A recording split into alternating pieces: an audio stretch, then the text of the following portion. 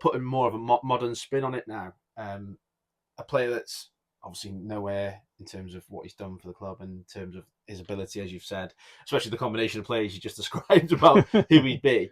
It's Bruno Fernandes, obviously in my era. In modern day. That are struggling. There's a few players that I think, really good players in the team. But for me, Bruno Fernandes for me is sort of my era's version of that. I know it's not quite on par, but how do you think they compare to each other in terms of what he's in? Well, in the forward half of the pitch when we're attacking, that's Bruno's quality, and he's leading by example, and he's inspiring his teammates, and he's creating or he's scoring.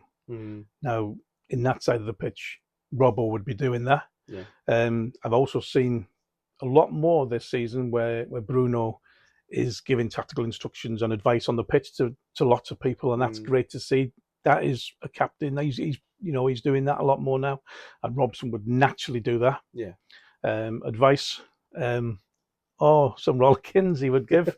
He had a sharp tongue. He'd dish it out. But where we've seen people say, they've been playing Bruno too deep. That's not his game.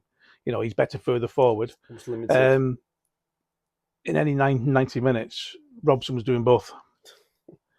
To that sort of level. He would be back.